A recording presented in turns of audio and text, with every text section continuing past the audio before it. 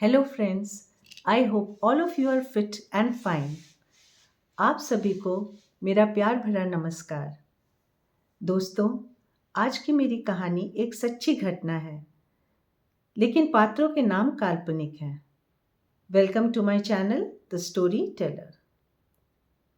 शाम 7:30 बजे खाने की थाली हाथ में लेकर संजू अम्मा जी के कमरे के अंदर गया तो उसने देखा अम्मा जी सो चुकी है। अरे, आज अम्मा जी बिना खाए ही सो गई? ऐसा कैसे हो सकता है? संजू पिछले 12 सालों से अम्मा जी के साथ रहता था। कभी भी ऐसा नहीं हुआ।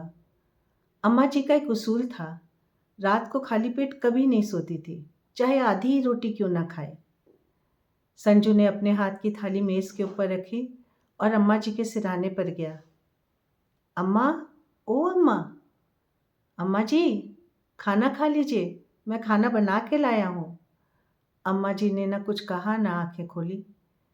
तब संजू ने हौले से उनके गालों को थपथपाया। अम्मा, अम्मा उठ जाओ, खाना खा लो। लेकिन ये क्या?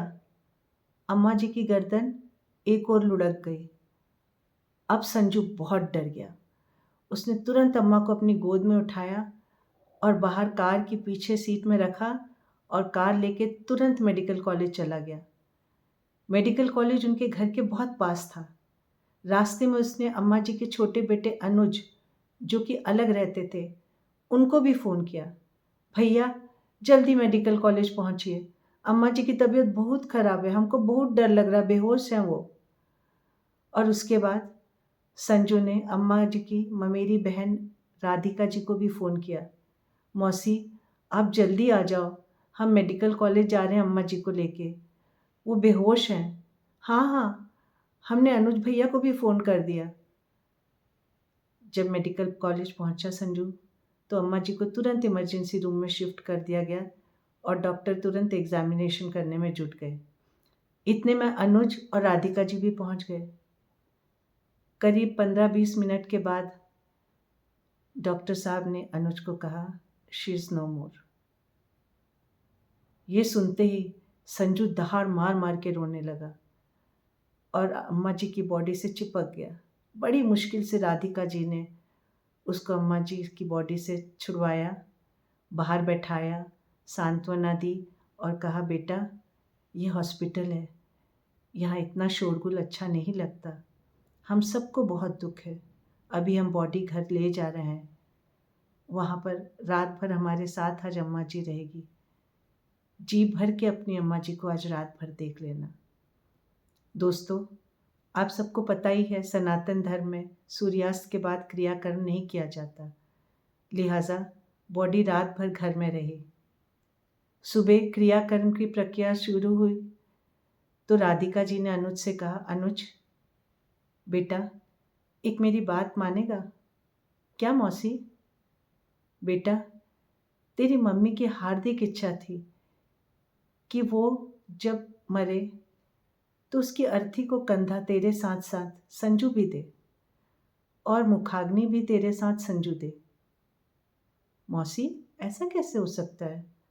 अर्थी को कंधा दे वो तो अलग बात है, लेकिन मुखाग्नि तो सिर्फ बेटा देता है ना। बेटा, तेरी मम्मी ने मुझे कहा था कि अगर उसकी मृत्यु मेरे से पहले होती है तो मैं ज़रूर ये काम उनके लिए करूं, ज़रूर देखूं कि उनकी मुखाग्नि तुम दोनों ही दो मिलके।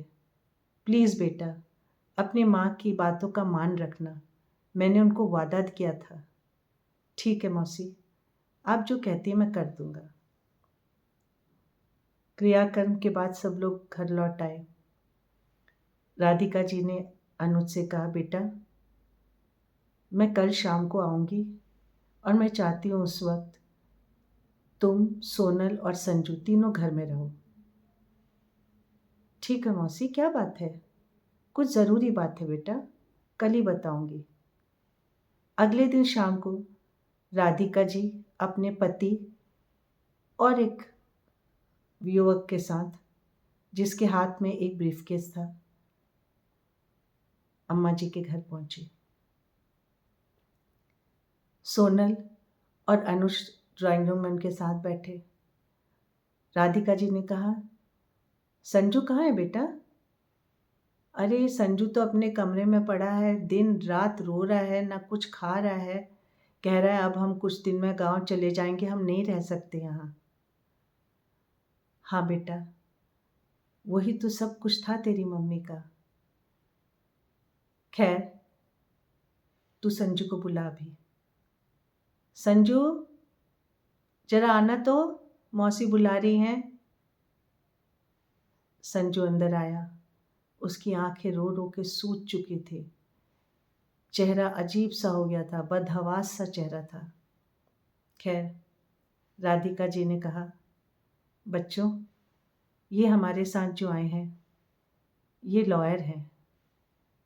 तुम्हारी मम्मी ने आज से 6 साल पहले एक वसीयत बनाई थी, जिसके बारे में उन्होंने किसी को नहीं बताया था, सिर्फ मुझे और लॉयर को बताया था। और टाइम टू टाइम वो अपना विल रिन्यू भी करती जाती थी। इस लिहाज से ये विल आज वैलिड है और ये विल आपको वकील साहब पढ़ के सुनाएंगे। इतना सुनते ही अनुज मन ही मन खुश हो गया कि चलो एक टेंशन ख़त्म हो गया। नहीं तो अम्मा के कागजात, अम्मा के जेवर कहाँ रखे कुछ पता ही नहीं, अम्मा ने कभी बताया ही नहीं और ना हमने कभी पूछा। चलो, लॉयर को वसीयत बना के दी है तो अब मेरा भी टेंशन गया। लॉयर ने विल पढ़ना शुरू किया। मैं, रेखा सक्सेना, अपने पूरे होशो हवास में ये वसीयत बना रही हूँ। आगे की जो भाषा थी वो तो कानूनी थी, मैं आपको सरल शब्दों में समझाऊंगी क्या लिखा था। मेरे 3 बेटे हैं। अनुज ने वकील साहब को टोका। नहीं नहीं, 3 कहाँ से, 2 ही हैं। बड़ा भाई तनुज और छोटा मैं अनुज। वकील ने कहा, बेटा, जैसे उन्होंने लिखवाया मैं वैसे ही पढ़ूंगा, आप पूरा विल सुनो, उसके बाद ही कोई प्रश्न करना। मैं फिर से पढ़ता हूँ। मेरे 3 बेटे हैं। बड़ा तनुज जो अमेरिका में है, छोटा अनुज और सबसे प्यारा मेरा लाडला संजू। ये सुन के अनुज का चेहरे का रंग थोड़ा उतर गया। आगे उन्होंने लिखा कि तनुज ने शादी के बाद कभी मुझसे संपर्क नहीं किया, ना फ़ोन किया, ना आया, लिहाजा मेरी संपत्ति के किसी भी हिस्से का हकदार वो नहीं है। ये जो मकान सिविल लाइंस में है, जहाँ मैं और संजू रह रहे थे, इसे संजू के नाम कर दिया जाए। इसमें सिर्फ और सिर्फ संजू का हक होगा। सोनल और अनुज के चेहरे में हवाइयाँ उड़ने लग गई। मेरी जो एफडी है उसकी नॉमिनी संजू की बेटी है, लेकिन उसे एफडी के पैसे जब वो 21 साल की होगी तब दिए जाएंगे। तब तक इस एफडी की गार्जियन राधिका रहेंगी। राधिका एफडी से मिलने वाले ब्याज में से हर महीने 20,000 रुपया संजू को देंगी, जो संजू अपनी बेटी की पढ़ाई लिखाई के लिए खर्च करेगा। मेरे लॉकर की चाबी राधिका के पास है। यह चाबी राधिका संजू की पत्नी के हाथ में सौंपेगी। उसमें मेरे जो भी गहने हैं, जेवर हैं, वो संजू की पत्नी के नाम है। बाकी जो बची मेरी सारी चल अचल संपत्ति है वो संजू और अनुज में आधी आधी बांट दी जाए। संजू का मुंह तर गया। उसने कहा, हमें पैसा नहीं चाहिए, हम अम्मा जी का कुछ भी नहीं लेंगे। अम्मा जी का आशीर्वाद ही हमारा सब कुछ था, उनका साया हमसे उड़ गया। हम अम्मा जी के आशीर्वाद के सहारे जी लेंगे, हमें उनका एक को पैसा नहीं चाहिए। तब राधिका ने कहा, संजू, ये कानूनी रूप से अम्मा जी तुम्हारे लिए कर गई हैं, तुम इसे छीन नहीं रहे हो, ना कि अनैतिक तरीके से ले रहे हो। ये सब तुम्हारा है। इस वसीयत को कोई अब बदल नहीं सकता।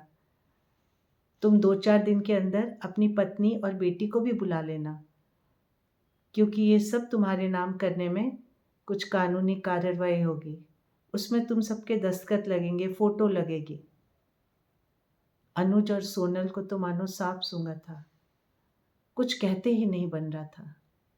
दोस्तों, उस ज़माने में ये वसीयत सारे शहर की चर्चा का विषय बनी। किसी ने कहा अम्मा जी ने अच्छा किया, किसी ने कहा अम्मा जी को ऐसा नहीं करना चाहिए था। लेकिन मैं सोचती हूँ, अच्छा किया नहीं किया वो एक अलग बात है। अम्मा जी ने जब ये वसीयत लिखी होगी, वो कितना व्यथित हुई होगी, उन्हें कितना दुख होगा उस समय, कितनी वेदना से गुजर रही होंगी। एक माँ ऐसी वसीयत तभी करती है जब वह अंदर से पूरा टूट चुकी होती है, जब उसके बच्चे ने उसकी ममता का गला घोट दिया होता है, जब उसके बच्चे ने उसे अपने जीवन से मक्खी की तरह निकाल दिया होता है। दोस्तों, एक बच्चा माँ के दिल का टुकड़ा होता है। माँ का संघर्ष, माँ का प्यार सब अपने बच्चे के लिए होता है।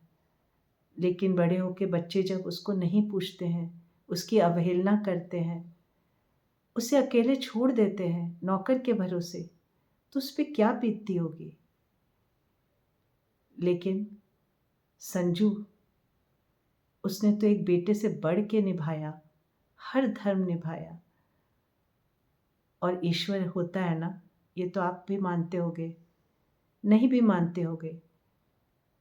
तो संजू की कहानी सुन के हम मजबूर हो जाते हैं कि ऊपर भी कोई है जो देखता है, इंसान के किए का फल उसको ज़रूर देता है, अच्छे को अच्छा, बुरे को बुरा। दोस्तों, आज संजू खुद ही 65 साल का है और अपनी बेटी के साथ मुंबई के सी फेसिंग घर में आराम की ज़िंदगी बसर कर रहा है। उसकी बेटी एक बहुत बड़ी कंपनी की सीईओ है। उसने मन लगा के पढ़ा। उनके दामाद उसी कंपनी में कार्यरत हैं और उनके 2 बच्चे हैं। संजू की पत्नी की मृत्यु 3 साल पहले ही हुई, लेकिन कभी भी उन्होंने अम्मा जी के जेवरात का, अम्मा जी के घर का कोई गलत इस्तेमाल नहीं किया। अम्मा जी के जेवरों को उन्होंने अपनी बेटी को दे दिया और उससे कहा तुझे जो करना है वो कर। अम्मा जी के इलाहाबाद वाले घर को उन्होंने गर्ल्स हॉस्टल बना दिया। वो हॉस्टल उन्हीं लड़कियों के लिए जो गांव से पढ़ने इलाहाबाद आती थी यूनिवर्सिटी में, जो गरीब घर की थी। उनसे मात्र 100 रुपया महीने की फ़ीस लेते थे, ताकि किसी को ये ना लगे कि यहाँ फ्री का डेरा है, जो आए वो आ जाए। ऐसा किसी को ना लगे। मात्र 100 रुपये फ़ीस में लड़कियाँ रहती थीं। उनका खाना पीना और ब्रेकफास्ट संजू अम्मा जी के पैसों से ही करता था। फ्रेंड्स, जीवन में कुछ कहानियाँ, कुछ किस्से, कुछ घटनाएं ऐसी होती हैं जो हमें बहुत कुछ संदेश दे जाती है। संजू से हमने सीखा कि कोई बड़ा छोटा नहीं होता। जिससे मन मिल जाए, जिसने जिसकी सेवा की, वो ही आपस में अपने हो जाते हैं। अनुज से सीखा कि एक ही शहर में रहते हुए भी बच्चे अगर दूसरे घर में रहते हैं तो माँ का दिल छलनी छलनी हो जाता है।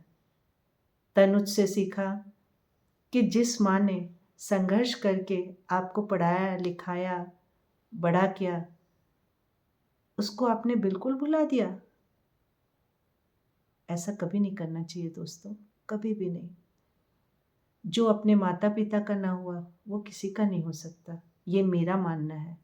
आपका मानना क्या है, ये बताइएगा मुझे। और थैंक यू, आपने इतना समय दिया मेरी इस कहानी को सुनने के लिए। नमस्कार।